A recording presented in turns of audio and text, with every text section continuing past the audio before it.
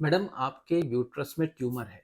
इतना सुनते ही कई महिलाओं की धड़कनें तेज हो जाती हैं। लेकिन क्या हर ट्यूमर कैंसर होता है? क्या हर बार यूट्रस को निकलवाना पड़ता है? नहीं, हर बार सर्जरी जरूरी नहीं होती। तो आज के वीडियो में हम बात करेंगे कि फाइब्राइड्स क्या होते हैं, क्या प्रेगनेंसी पे इनका असर पड़ता है और क्या बिना ऑपरेशन इनका इलाज पॉसिबल है। वीडियो के एंड तक जरूर देखिएगा, क्योंकि एंड में आपको मैं एक बोनस टिप दूंगा और बताऊंगा कि आपको या किसी अपने को एक बड़ी सर्जरी से आप कैसे बचा सकते हैं। नमस्कार दोस्तों, मैं डॉक्टर अरुण गुप्ता हूं और मैं एक इंटरवेंशन रेडियोलॉजिस्ट हूं। मैंने बहुत सारी फीमेल्स के फाइब्राइड्स का ट्रीटमेंट किया है, वो भी बिना सर्जरी के।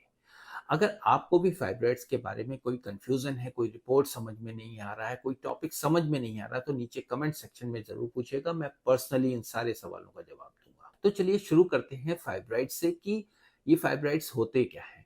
देखिए, सबसे पहले एक बात मैं क्लियर करना चाहता हूँ, फाइब्राइड्स कोई कैंसर नहीं होते हैं। फाइब्राइड्स का मतलब होता है यूट्रस के टिश्यूज में बनने वाली एक एक्स्ट्रा ग्रोथ, जो बिल्कुल नॉन कैंसरस होती है।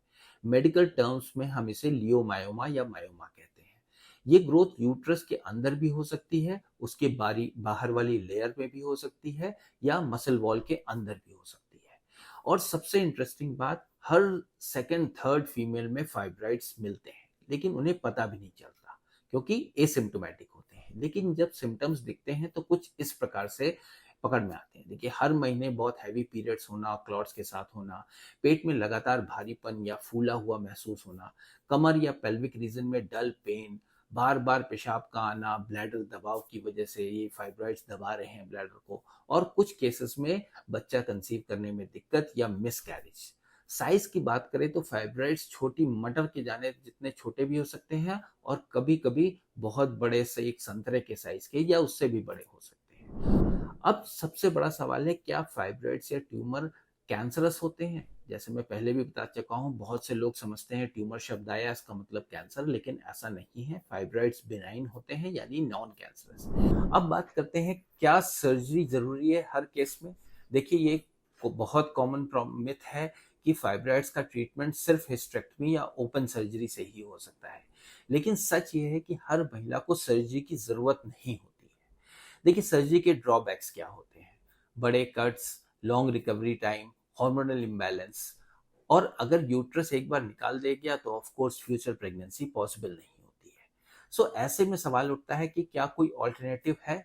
बिल्कुल है, और वो है यूट्राइन फाइब्रॉइड एम्बोलाइजेशन। ये फाइब्रॉइड्स का नॉन सर्जिकल ट्रीटमेंट, जिसे यूट्राइन आर्टरी एम्बोलाइजेशन या यूएई करते हैं, ये बहुत ही इनोवेटिव और इफेक्टिव ट्रीटमेंट है। ये एक मिनिमली इन्वेजिव प्रोसीजर है, मतलब ना इसमें कोई बड़े कट की जरूरत है, ना यूट्रस को निकालना पड़ता है, और ना ही कोई स्टिचेस आते हैं। जनरल एनेस्थीसिया की जरूरत भी नहीं पड़ती है। अब समझते हैं कि प्रोसीजर कैसे होता है। देखिए, बस एक छोटी सुई के थ्रू हम जांग या ग्रॉइन या रिस्ट से एक कैथेटर यूट्रस तक ले जाते हैं, और जो नसें इस फाइब्रॉइड को सप्लाई कर रही होती है उन्हें हम ब्लॉक करते हैं।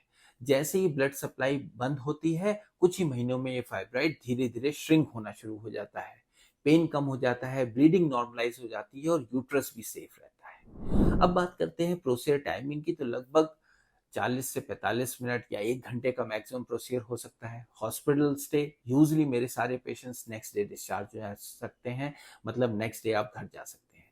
रिकवरी का टाइम कितना होता है? देखिए, 3 से 5 दिन में आप नॉर्मल रूटीन वापस शुरू कर सकते हैं, और सबसे जरूरी बात, यूट्रस सेफ रहता है। अगर प्रेगनेंसी की पॉसिबिलिटी है तो वो भी बनी रहती है। अब बात करते हैं इम्बुलाइजेशन और सर्जरी में डिफरेंस क्या है। कई फीमेल्स कंफ्यूज होती हैं कि इम्बुलाइजेशन और सर्जरी में डिफरेंस क्या है। सिंपल भाषा में समझाऊं तो हिस्टेरेक्टमी सर्जरी में यूट्रस को निकाला जाता है, और मायोमेक्टमी सर्जरी में फाइब्राइड्स को डायरेक्टली निकाल दिया जाता है। वहीं इम्बुलाइजेशन एक टारगेटेड अप्रोच है, अंदर से ब्लड सप्लाई बंद करके फाइब्राइड खुद ही 3 से 6 महीने में धीरे धीरे करके श्रिंक हो जाता है। सेफ्टी, स्पीड और सिंप्लिसिटी तीनों में एम्बुलाइजेशन आज एक बहुत ही स्ट्रॉन्ग ऑप्शन बन गया है फाइब्रॉइड्स के लिए। तो दोस्तों, अगर आप या आपके किसी क्लोज को फाइब्रॉइड है, तो प्लीज पैनिक मत कीजिए। हर केस में यूट्रस निकलवाने की जरूरत नहीं होती। आप अपने रिपोर्ट्स के साथ एक बार स्पेशलिस्ट किसी इंटरवेंशन रेडियोलॉजिस्ट से जरूर कंसल्ट कीजिए। शायद आपका ट्रीटमेंट भी बिना ऑपरेशन पॉसिबल हो।